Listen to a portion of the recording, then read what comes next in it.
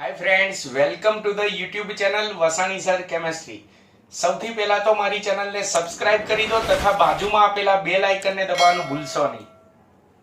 આપણે આજના આ વિડિયો લેક્ચરમાં સંક્રાંતિ તત્વોની ઓક્સિડેશન અવસ્થાઓ સમજાવીશું। લોંગ ક્વેશ્ચન, બહુ જ લાંબો પ્રશ્ન છે। લોંગ ક્વેશ્ચન તરીકે પણ પૂછી શકે અથવા આમાંથી એમસીક્યુ પણ પૂછી શકે। ચોપડીની અંદર સળંગ એના પેરેગ્રાફ આપેલા છે। આપણે આ પ્રશ્નને જુદા જુદા ભાગમાં ભણીશું, જેમ કે પહેલા એના મૂલ્યો સમજીશું, પછી મૂલ્યોની સંખ્યા કેવી રીતની હોય એ સમજીશું, પછી શરૂઆતના તત્વોની ઓક્સિડેશન અવસ્થા સમજીશું, છેડેના તત્વોની ઓક્સિડેશન અવસ્થા, મહત્તમ ઓક્સિડેશન અવસ્થા। આ રીતે આપણે આમ જુદા જુદા ભાગ પાડી દઈશું એટલે તમને સમજવામાં પણ સરળ રહે અને મોઢે કરવામાં પણ સરળ રહે। चलो समझिए, अहिया मुद्दा में थोड़ा टूंकमां लख्या छे, समझिए। संक्रांति तत्वोनी ऑक्सिडेशन अवस्थाओ समजाओ। तो जनरली आपणे मूल्यों जे छे मोटा भागे आपणे प्रथम संक्रांति श्रेणीनी ऑक्सिडेशन अवस्थाओ मोटा भागे समजाववानी आवशे। एटले आ प्रश्नना पहेला भागमां आपणे मूल्यो जोईए प्रथम संक्रांति श्रेणीना। एटले कदाच आ प्रश्न बदली पण नाखे, एम पण करी नाखे के प्रथम संक्रांति श्रेणी अथवा तो 3D संक्रांति श्रेणीना तत्वोनी ऑक्सिडेशन अवस्थाओ समजाव, आवुं पण करी नाखे। चलो सौथी पहेला तो आपणे तेना मूल्यो जोईए। तो प्रथम संक्रांति श्रेणीना तत्वो आपणे जाणीए छे scandium, titanium, vanadium, chromium, manganese, iron, cobalt, निकल, कॉपर अने झिंक। आ बधा तत्वोनी ऑक्सिडेशन अवस्थाओ आपणे लखी छे जुदा जुदा संयोजनोमां। संक्रांति तत्वोनी मुख्य लाक्षणिकता ज आ छे के तेओ जुदा जुदा संयोजनोमां जुदी जुदी ऑक्सिडेशन अवस्थाओ धरावे, એટલે કે તેઓ એક કરતા વધારે ઓક્સિડેશન અવસ્થાઓ ધરાવે છે। એ તો તેની મુખ્ય લાક્ષણિકતા છે। જેમ કે જો ટિટેનિયમ તેના જુદા જુદા સંયોજનોમાં Ti+2 પણ હોય, Ti+3 પણ હોય, Ti+4 પણ હોય। આ રીતે जुदा जुदा संक्रांति तत्वों छे तेनी ऑक्सिडेशन अवस्थाओं में लखेली छे। आ मूल्यो तमारे मोढे करवाना। थियरी पूछाय तो आपणे मूल्यो लखीशुं, पण आनी अंदर में बॉक्स करेल छे एनी स्थायी ऑक्सिडेशन अवस्थाओं छे। जेम के एक सिंपल उदाहरण आपू के टिटेनियमना अमुक संयोजनोमां Ti+2 पण होय, अमुक संयोजनोमां Ti+3 तरीके पण होय एनी ऑक्सिडेशन अवस्था, अने Ti+4 पण होय, पण एमांथी Ti+4 वाळा संयोजनो स्थायी होय, केम के Ti+4 जे छे ऑक्सिडेशन अवस्था तेनी सौथी वधु स्थायी। एटले आ प्रथम संक्रांति श्रेणीना जे तत्वो लख्या छे एमां जे बॉक्स करेल छे एना स्थायी ऑक्सिडेशन अवस्थाना मूल्यो छे। હવે આ સ્થાયી ઓક્સિડેશન અવસ્થાના જે મૂલ્યો છે એમાંથી પણ આ ધ્યાન રાખજો, ચેપ્ટર 9 માં તમારે જરૂર પડશે। હું સાઈડમાં લખું છું, આ થિયરીમાં નથી આવતું। ઘણા તત્વોમાં બબે સ્થાયી ઓક્સિડેશન અવસ્થાઓ આવે જો, તો એમાં પણ સૌથી વધુમાં વધુ સ્થાયી બધાની એક એક મોઢે કરવાની છે ચેપ્ટર નંબર 9 માટે। तो एना माटे याद राखजो एक फोन नंबर 345 32 33 222। आ चैप्टर 9 में तमारे जरूर पड़शे। એટલે આ શું છે જો, જેમ કે પહેલું તત્વ સ્કેન્ડિયમ, તો એની સૌથી વધુ એમાં તો એક જ છે +3 સ્થાયી ઓક્સિડેશન અવસ્થા। टिटेनियम तो +4, પછી વેનેડિયમ તો +5, પછી ક્રોમિયમ માં સ્થાયી ઓક્સિડેશન અવસ્થા બે છે +3 અને +6। એમાંથી સૌથી વધુ સ્થાયી કઈ +3। સમજણ પડી? ઓક્સિડેશન અવસ્થા જો ક્રોમિયમની +2 છે, +3 છે, +4 છે, +5 છે, +6 છે। એમાંથી સ્થાયી બે +3 અને +6 અને એમાંથી પણ સૌથી વધુ સ્થાયી +3। આનો અર્થ એવો. એ રીતે મેંગેનીઝમાં +2 થી +7 છે, એમાંથી સ્થાયી +2 અને +7 બે સ્થાયી છે. એમાંથી સૌથી વધુ સ્થાયી કઈ આવશે? +2. સૌથી વધુમાં વધુ સ્થાયી ઓક્સિડેશન અવસ્થાઓ કઈ? તો એ યાદ રાખવા માટે મેં આ તમને નંબર આપ્યો 345, 32, 33, 222. 10 તત્વોનો આ યાદ રાખજો. આ આપણે મૂલ્યોની ચર્ચા કરી. આ મૂલ્યો મોઢે કરવાના છે, તેમની સ્થાયી ઓક્સિડેશન અવસ્થાઓ પણ મોઢે કરવાની. અને ચેપ્ટર નંબર 9 માટે જે તત્વોમાં બબે સ્થાયી ઓક્સિડેશન અવસ્થા છે, તો એમાં સૌથી વધુ સ્થાયીમાં સ્થાયી ઓક્સિડેશન અવસ્થા કઈ એ યાદ રાખવાની. ચલો, આ પ્રશ્નનો પહેલો ભાગ. હવે બીજો ભાગ, મૂલ્યોની સંખ્યા. તો સમજો મુદ્દા કે આ સંક્રાંતિ શ્રેણીની અંદર ઓક્સિડેશન અવસ્થાના સૌથી વધુમાં વધુ મૂલ્યો ધરાવતા તત્વો શ્રેણીની મધ્યમાં અને તેની નજીકમાં હોય. તો તમે જો આ પ્રથમ સંક્રાંતિ શ્રેણી છે, એની મધ્યમાં કોણ આવશે? મેંગેનીઝ. તો સૌથી વધુ સંખ્યામાં ઓક્સિડેશન અવસ્થા ધરાવે છે, એના મૂલ્યોની સંખ્યા વધારે છે, +2, +3, +4, +5, +6, +7. એટલે કે મેંગેનીઝ 6 મૂલ્યો ધરાવે છે. અને તેની નજીકમાં એટલે ધારો કે ક્રોમિયમ લઈએ તો એમાં પણ વધારે છે. જો +2, +3, +4, +5 એટલે 1, 2, 3, 4 અને 5 મૂલ્યો ધરાવે છે. એટલે આ પ્રથમ સંક્રાંતિ શ્રેણી જે છે એમાં ઓક્સિડેશન અવસ્થાના સૌથી વધુ મૂલ્યો ક્યાં હોય? તો શ્રેણીની મધ્યમાં અને તેની નજીકના તત્વોમાં. ચલો, પછી શ્રેણીની શરૂઆતના અને અંતના તત્વો ઓક્સિડેશન અવસ્થાના સૌથી ઓછા મૂલ્યો ધરાવે. જેમ કે જો શરૂઆતનું તત્વ કયું આવશે? સ્કેન્ડિયમ. તો એક જ મૂલ્ય ધરાવે, +3. અને અંતનું તત્વ આવશે ઝિંક. તો એ પણ એક જ મૂલ્ય ધરાવે, +2. તો આવું શા માટે? મધ્યમાં સૌથી વધુ મૂલ્યો અને શરૂઆતમાં અને અંતમાં સૌથી ઓછા મૂલ્યો હોય. શા માટે આવું? તો એનું કારણ સમજો. ઝિંકની ઇલેક્ટ્રોન રચના શું? રફકામમાં સમજો. ઝિંકની ઇલેક્ટ્રોન રચના શું? તો આર્ગોન કમ્પ્લીટ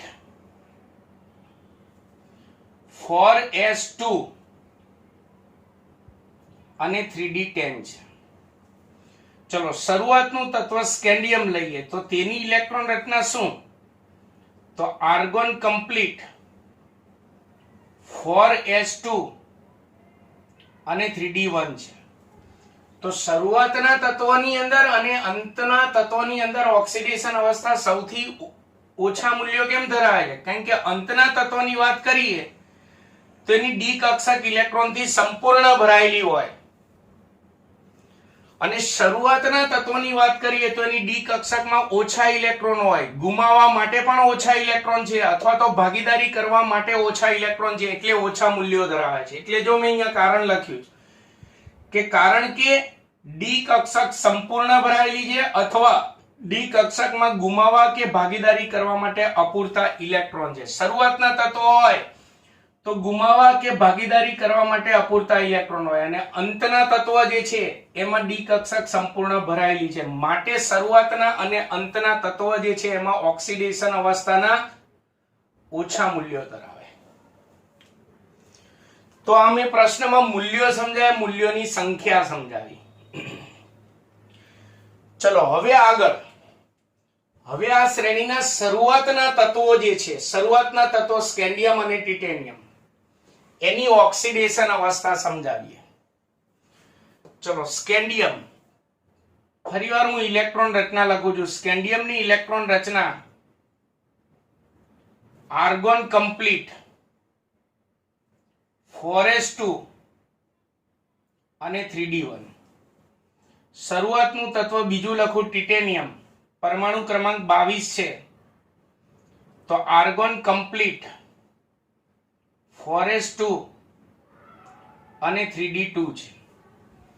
ચલો, આ શરૂઆતના તત્વોની આપણે ઓક્સિડેશન અવસ્થા સમજાવીએ. તો સ્કેન્ડિયમ જે છે એ +2 ઓક્સિડેશન અવસ્થા એની શક્ય જ નથી.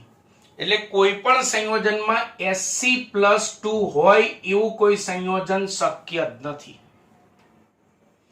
તે ફક્ત ને ફક્ત +3 ઓક્સિડેશન અવસ્થા જ ધરાવે. એટલે કે તે જ્યારે સંયોજન અન્ય તત્વ સાથે બનાવે ત્યારે તેમાં તેની ઓક્સિડેશન અવસ્થા +3 જ હોય. શા માટે? તો કારણ કે જ્યારે સંયોજન બનાવવા માટે ઇલેક્ટ્રોન ગુમાવે ત્યારે એ 2 ઇલેક્ટ્રોન ગુમાવવા જાય ને 4s માંથી, તો 4s ના 2 ઇલેક્ટ્રોનની સાથે સાથે 3d કક્ષકનો 1 ઇલેક્ટ્રોન પણ સાથે સાથે ગુમાવી બેસે છે. એ માત્ર 2 ઇલેક્ટ્રોન ગુમાવી શકતો જ નથી. એ જેવા 4s કક્ષકના 2 ઇલેક્ટ્રોન ગુમાવવાનો પ્રયત્ન કરે એટલે સાથે સાથે આપમેળે 3d કક્ષકનો ઇલેક્ટ્રોન પણ દૂર થઈ જાય છે. એટલે તે +2 ઓક્સિડેશન અવસ્થામાં શક્ય નથી, માત્ર +3 ઓક્સિડેશન અવસ્થા જ ધરાવે. ચલો પછી ટિટેનિયમની વાત કરીએ. ટિટેનિયમમાં 3 ઓક્સિડેશન અવસ્થા છે, +2, +3 અને +4. તો એમાંથી એની +2 ઓક્સિડેશન અવસ્થાના બદલે +4 ઓક્સિડેશન અવસ્થા, +2 અને આ +3, સોરી,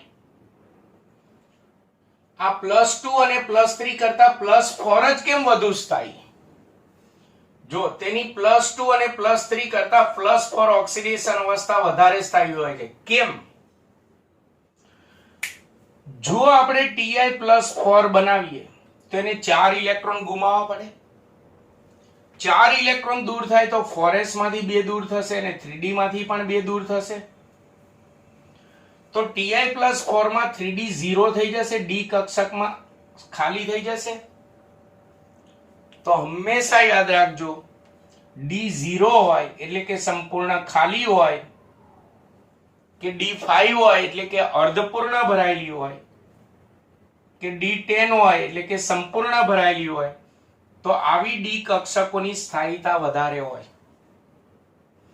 તો વિચારો, એની +2 ઓક્સિડેશન અવસ્થા અને +3 કરતા +4 ઓક્સિડેશન અવસ્થા કેમ વધુ સ્થાયી છે? કારણ કે એના Ti+4 માં d0 છે જે સ્થાયી રચના ધરાવે છે. એટલે તેની +4 ઓક્સિડેશન અવસ્થા સૌથી વધુ સ્થાયી છે. એટલે જો અહીંયા મુદ્દા લખ્યા +2 અને +3 કરતા +4 ઓક્સિડેશન અવસ્થા વધારે સ્થાયી છે, કારણ કે Ti+4 માં 3d 0 સ્થાયી રચના તે ધરાવે છે. માટે ખ્યાલ આવી ગયો? ચલો, આ શરૂઆતના તત્વોની ઓક્સિડેશન અવસ્થા આપણે સમજાવી. હવે છેડેના તત્વની ઓક્સિડેશન અવસ્થા સમજાની, ઝિંકની. તો ઝિંકની ઇલેક્ટ્રોન રચના શું? તો આર્ગોન કમ્પ્લીટ, 4s2 અને 3d10 છે. ચલો, છેડેના તત્વમાં ઝિંક જે છે એ ફક્ત એક જ +2 ઓક્સિડેશન અવસ્થા ધરાવે. કેમ? કારણ કે 2 ઇલેક્ટ્રોન ગુમાવી દે એટલે 4s 0, Zn+2 થઈ ગયું. હવે ત્રીજો ઇલેક્ટ્રોન દૂર કરવો હોય તો ખૂબ જ વધારે ઉર્જાની જરૂર પડે. કેમ? કારણ કે હવે Zn+2 માં d10 છે. d10 કેવી રચના ધરાવે? હમણાં જ કીધું આપણે, સ્થાયી રચના ધરાવે. એટલે હવે એમાંથી ત્રીજો ઇલેક્ટ્રોન દૂર કરવા માટે ખૂબ જ વધારે ઉર્જાની જરૂર પડે. એટલે Zn જે છે ફક્ત એક જ ઓક્સિડેશન અવસ્થા ધરાવે, +2. આ d10 સ્થાયી રચનાના લીધે તે +2 ઓક્સિડેશન અવસ્થા ધરાવે છે. આ છેડેના તત્વોની ઓક્સિડેશન અવસ્થા થઈ. એટલે આપણે 4 ભાગ સમજાયા. પહેલા મૂલ્યો સમજાયા, પછી મૂલ્યોની સંખ્યા સમજાવી, પછી શરૂઆતના તત્વો સ્કેન્ડિયમ અને ટિટેનિયમ છે એની ઓક્સિડેશન અવસ્થાઓ સમજાવી, અને છેડેના તત્વોમાંથી ઝિંકની ઓક્સિડેશન અવસ્થા સમજાવી. ક્લિયર છે? હવે આટલે સુધીમાંથી પેમ્ફલેટમાં ઘણી પ્રિન્ટિંગ મિસ્ટેક છે, રહી ગઈ છે, તો સેજ સુધારો કરજો. જેમ કે અહીંયા શરૂઆતના તત્વો જે છે એમાં +2 અને +3 કરતા +4 ઓક્સિડેશન અવસ્થા વધારે હોય છે એવું લખાઈ ગયું, વધારે સ્થાયી હોય છે એવું આ ઉમેરી દો. પેમ્ફલેટની અંદર વધારે સ્થાયી હોય છે એ સુધારો કરવાનો છે તમારે. પછી આ છેડેના તત્વો જે છે એની અંદર અહીંયા ભૂલથી D0 લખાઈ ગયું છે. પેમ્ફલેટમાં ભૂલથી D0 લખાઈ ગયું છે, ત્યાં D10 કરી નાખજો. આ બે પ્રિન્ટિંગ મિસ્ટેક જે છે તમે સુધારી લેજો. ચલો ત્યાર પછી હજી આપણો પ્રશ્ન શરૂ છે. પ્રશ્નનો 5મો ભાગ લઈએ. મહત્તમ ઓક્સિડેશન અવસ્થાઓ આપણે સમજાવીએ. તો એમાં પહેલા અડધી શ્રેણી લઈએ. સ્કેન્ડિયમ થી મેંગેનીઝ સુધીના તત્વોની વાત કરીએ. તેમાં સ્થાયી મહત્તમ ઓક્સિડેશન અવસ્થા, જો હું શું બોલું છું, માત્ર મહત્તમ ઓક્સિડેશન અવસ્થા નથી બોલ્યો, સ્થાયી ઓક્સિડેશન અવસ્થામાંથી મહત્તમ ઓક્સિડેશન અવસ્થા, એનું મૂલ્ય કેટલું હોય? તો આ સ્કેન્ડિયમ થી મેંગેનીઝ સુધીના આ જે તત્વો છે તેની સ્થાયી મહત્તમ ઓક્સિડેશન અવસ્થાનું મૂલ્ય તેની S કક્ષકના ઇલેક્ટ્રોન અને D કક્ષકના ઇલેક્ટ્રોનના સરવાળા જેટલું હોય. પણ ક્યાંથી ક્યાં સુધી? ઓન્લી ફોર સ્કેન્ડિયમ થી મેંગેનીઝ સુધી. જેમ કે જો મેં અહીંયા તત્વો લખ્યા, scandium, titanium, vanadium, chromium, manganese. Electron રચના આપણે ભણી ગયા. તેની 4s કક્ષકમાં ઇલેક્ટ્રોનની સંખ્યા અને 3d કક્ષકમાં ઇલેક્ટ્રોનની સંખ્યા લખેલી છે. તો તેની મહત્તમ સ્થાયી ઓક્સિડેશન અવસ્થા કઈ? તો 4s કક્ષકના ઇલેક્ટ્રોન અને આ 3d કક્ષકના ઇલેક્ટ્રોનના સરવાળા જેટલી હોય. તો ગણો છો 2 ને 1 3, તો છે આમાં તો એક જ છે +3. ચલો આની અંદર 2 + 2 +4, તો છે મહત્તમ સ્થાયી ઓક્સિડેશન અવસ્થા +4. પછી વેનેડિયમમાં 2 ને 3 5, તો વેનેડિયમમાં મહત્તમ સ્થાયી ઓક્સિડેશન અવસ્થા +5 છે. ક્રોમિયમમાં 1 ને 5 6, તો સ્થાયી ઓક્સિડેશન અવસ્થા ક્રોમિયમમાં 2 છે, પણ મહત્તમ કઈ આવી? +6 આવી ગઈ. મેંગેનીઝમાં 2 અને 5 7, તો મેંગેનીઝમાં સ્થાયી ઓક્સિડેશન અવસ્થા +2 પણ છે અને +7 પણ છે, પણ મહત્તમ સ્થાયી ઓક્સિડેશન અવસ્થા કઈ? +7 મહત્તમ. એટલે આ રીતે સ્કેન્ડિયમ થી મેંગેનીઝ સુધી અડધી શ્રેણી સુધી મહત્તમ સ્થાયી ઓક્સિડેશન અવસ્થા જે હોય એનું મૂલ્ય તેની S કક્ષકના ઇલેક્ટ્રોન અને D કક્ષકના ઇલેક્ટ્રોનની સંખ્યાના સરવાળા જેટલી હોય. ચલો ત્યાર પછી લોખંડથી કોપર સુધી. ઝિંકની વાત કરતા નથી કારણ કે ઝિંકમાં તો એક જ ઓક્સિડેશન અવસ્થા. તો લોખંડથી કોપર સુધી મહત્તમ ઓક્સિડેશન અવસ્થાની સ્થાયીતા ઘટે જો આમાં મહત્તમ ઓક્સિડેશન અવસ્થા કેટલી છે? મહત્તમ ઓક્સિડેશન અવસ્થા +6 છે, પણ એ સ્થાયી નથી. જો સ્થાયી કઈ છે? +3. મહત્તમ ઓક્સિડેશન અવસ્થામાં +4 છે, પણ સ્થાયી કઈ છે? +3. આમાં મહત્તમ ઓક્સિડેશન અવસ્થા કઈ છે? +4, પણ સ્થાયી કોણ છે? +2. એટલે ત્યાર પછી Fe થી કોપર સુધી આ મહત્તમ સ્થાયી ઓક્સિડેશન અવસ્થા જે છે એનું મૂલ્ય ઘટે. આ મેં મહત્તમ ઓક્સિડેશન અવસ્થાઓ સમજાવી. ચલો ત્યાર પછી આપણે ઓક્સિડેશન અવસ્થામાં થતો ફેરફાર સમજાવીશું. તો આખા ડી વિભાગના બધા જ સંક્રાંતિ તત્વોની ઓક્સિડેશન અવસ્થામાં ક્રમશઃ 1 એકમનો વધારો થાય. 1 એકમ વધે. કોઈ પણ માં તમે જુઓ, ચલો ધારો કે ટિટેનિયમ તો 2 3 4 1 નો વધારો થયો. વેનેડિયમ 2 3 4 5 1 નો વધારો થયો. મેં અહીંયા ઉદાહરણ મેંગેનીઝ નું આપ્યું છે. 2 3 4 5 6 7 1 એકમનો વધારો થયો. એટલે સંક્રાંતિ તત્વોની ઓક્સિડેશન અવસ્થામાં જે ફેરફાર થાય, વધારો જે થાય એ 1 એકમનો વધારો થાય. પણ જો ડી વિભાગના બદલે આપણે પી વિભાગના તત્વો લઈએ તો પી વિભાગના તત્વોની ઓક્સિડેશન અવસ્થામાં 2 એકમનો ફેરફાર થાય, 2 એકમનો વધારો થાય. જેમ કે હું સમૂહ 15 નું તત્વ લઉં, પી વિભાગનું તત્વ ફોસ્ફરસ, એની ઓક્સિડેશન અવસ્થા હું લખું તો -3 -1 +1 +3 +5. જો 2 નો વધારો થાય, જો 2 નો વધારો થાય. એટલે ઓક્સિડેશન અવસ્થામાં થતો ફેરફાર આપણે ડી વિભાગ અને પી વિભાગના તત્વોની સરખામણી કરીએ તો ડી વિભાગના સંક્રાંતિ તત્વોની ઓક્સિડેશન અવસ્થામાં ક્રમશઃ 1 એકમનો વધારો થાય અને પી વિભાગના તત્વોની ઓક્સિડેશન અવસ્થામાં ક્રમશઃ 2 એકમનો વધારો થાય. ચલો ત્યાર પછી આપણે ડી વિભાગ જે છે આધુનિક આવર્ત કોષ્ટકમાં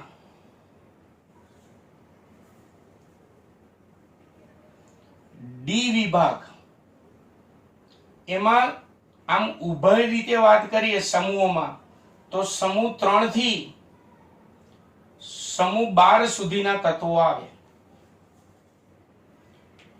તો એમાંથી સમૂહ 4 થી 10 ના તત્વોનું વલણ કેવું હોય? સમૂહ 4 થી સમૂહ 10 ના જે તત્વો હોય એની ઓક્સિડેશન અવસ્થાનું વલણ જે છે એમાં એક રસપ્રદ બાબત વૈજ્ઞાનિકને જાણવા મળી, વૈજ્ઞાનિકોને. એટલે સમૂહ 4 થી 10 ના તત્વોની ઓક્સિડેશન અવસ્થામાં રસપ્રદ લક્ષણ જોવા મળે. જેમ કે ચલો આમાં પણ આપણે પી વિભાગ અને ડી વિભાગની સરખામણી કરીશું. હું ભારે તત્વ બોલું ને, ભારે તત્વ એટલે તમારે સમજી લેવાના સમૂહમાં નીચે જેમ બને ને એમ નીચે હોય ને એ તત્વને ભારે તત્વ કહેવાય. જેમ કે જો પી વિભાગમાં ભારે તત્વો એટલે આમ નીચે સમૂહમાં નીચે આવતા ને એવા તત્વો લઉં, જેમ કે લેડ, બિસ્મથ, આ બધા નીચે આવે. તો પી વિભાગના જે તત્વો હોય એમાં ભારે તત્વો જેમ બને તેમ નીચી ઓક્સિડેશન અવસ્થા પ્રાપ્ત કરવાનું વલણ ધરાવે. એટલે પી વિભાગમાં ભારે તત્વો નીચી ઓક્સિડેશન અવસ્થા ધરાવવાનું વલણ ધરાવે. ધારો કે લેડ +2 ઓક્સિડેશન અવસ્થા ધરાવવાનું વલણ ધરાવે, બિસ્મથ +3 ઓક્સિડેશન અવસ્થા પ્રાપ્ત કરવાનું વલણ ધરાવે. પણ ડી વિભાગમાં આપણે આ સમૂહ 4 થી 10 ના તત્વોમાં ભારે તત્વો લઈએ. ભારે તત્વો એટલે આમ જેમ બને તેમ નીચે.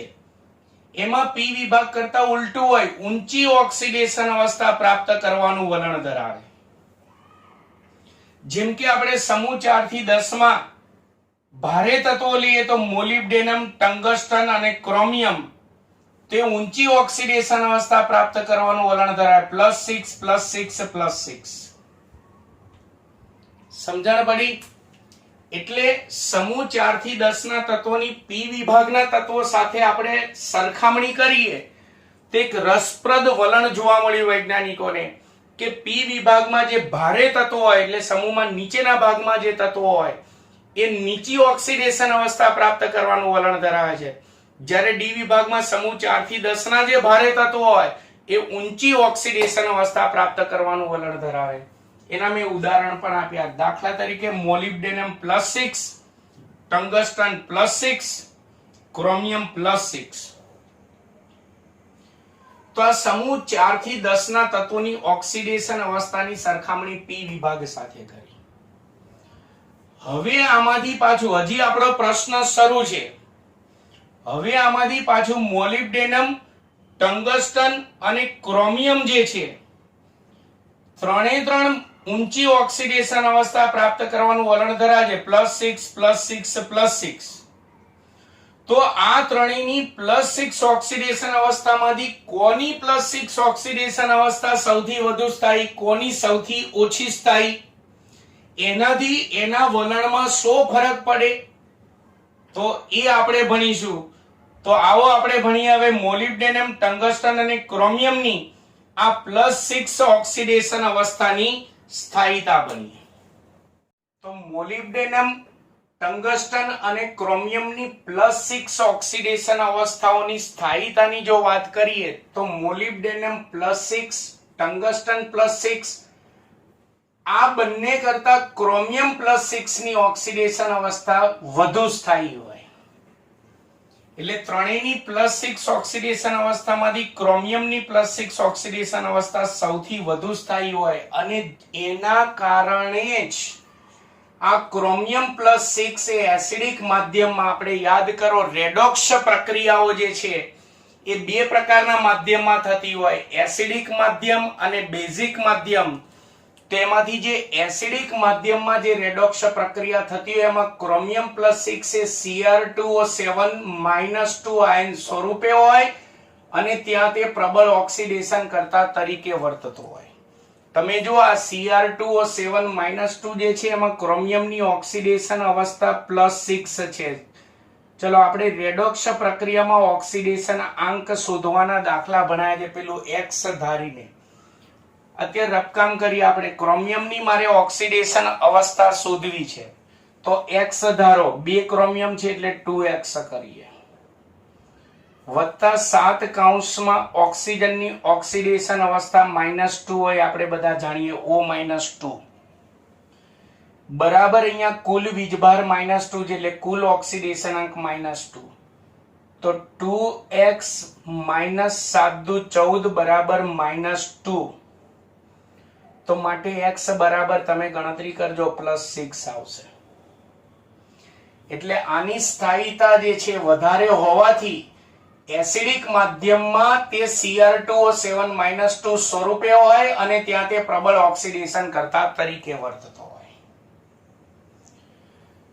ચલો હવે સંક્રાંતિ તત્વોનો ઓક્સિડેશન અવસ્થામાં છેલ્લો 9મો ભાગ નીચી ઓક્સિડેશન અવસ્થાઓ સમજાવીએ. કેટલાક સંકીર્ણ સંયોજનો પેલા શબ્દ સમજો. તમારે ચેપ્ટર નંબર 9 જે છે આખું સંકીર્ણ સંયોજનોનું છે. એમાં અત્યારે યાદ રાખજો મોટા કૌંસ વાળા જે સંયોજનો આવે એને સંકીર્ણ સંયોજનો કહેવાય. એમાં સંક્રાંતિ ધાતુની સાથે આ જે નાના કૌંસમાં જોડાયેલું છે ને એને લિગેન્ડ કહેવાય.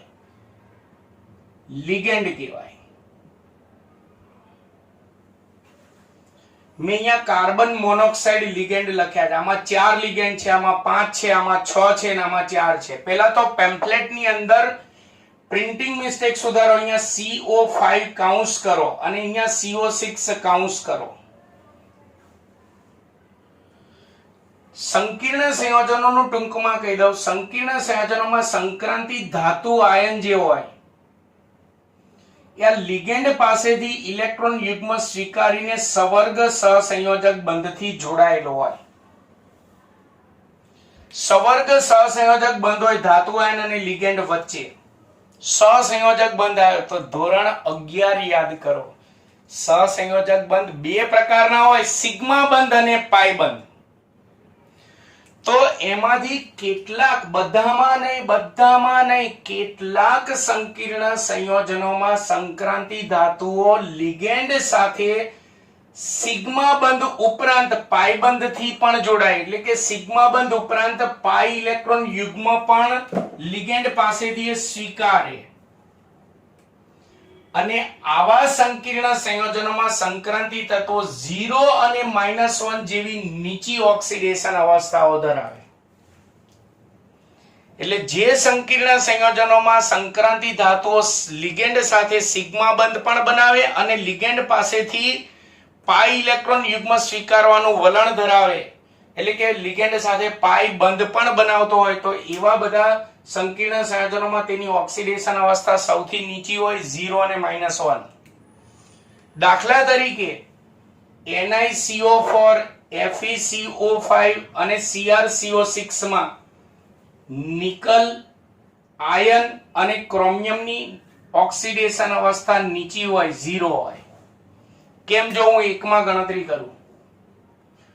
દાખલા તરીકે NiCO4, CO એટલે કાર્બન મોનોક્સાઇડ લિગેન્ડ છે, ધ્યાન રાખજો. ચલો મારે નિકલની ઓક્સિડેશન અવસ્થા શોધવી છે તો x ધારો તો x +4 કૌંસમાં કાર્બન મોનોક્સાઇડ તટસ્થ અણુ છે એટલે એની ઓક્સિડેશન અવસ્થા 0 હોય. બરાબર ઉપર કોઈ વીજભાર નથી, જેમ અહીંયા ઉપર -2 હતો તો બરાબર કરીને કુલ ઓક્સિડેશન અવસ્થા કેટલી લખી -2. અહીંયા ઉપર કશું નથી, તટસ્થ છે એટલે કુલ ઓક્સિડેશન અંક 0. તો માટે આ તો 0 થઈ ગયું તો x બરાબર કેટલું આવશે 0 આવી ગયું. એ રીતે આ બંનેમાં ગણતરી કરશો તો Fe નો 0 જ આવશે અને ક્રોમિયમ નો પણ 0 જ આવશે. બીજું, આમાં નિકલની ઓક્સિડેશન અવસ્થા -1 હોય. કેવી રીતે જો ગણતરી કરાવું કે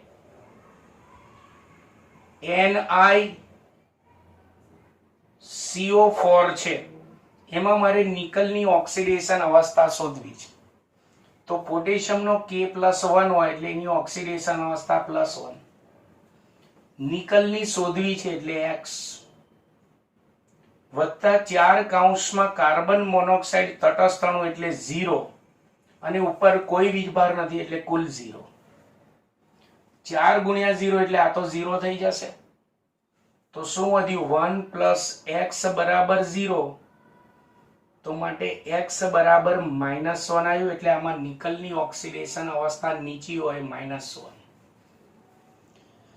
એટલે બધા સંકીર્ણ સંયોજનોમાં નહીં પણ કેટલાક સંકીર્ણ સંયોજનોમાં સંક્રાંતિ ધાતુઓ લિગેન્ડ સાથે સિગ્મા બંધ ઉપરાંત પાઈ ઇલેક્ટ્રોન યુગ્મ સ્વીકારવાનું વલણ ધરાવે, એવામાં જ સંક્રાંતિ ધાતુ તત્વો નીચી ઓક્સિડેશન અવસ્થા 0 અથવા -1 ધરાવે. બાકી બધામાં જનરલી ઊંચી ઓક્સિડેશન અવસ્થાઓ હોય.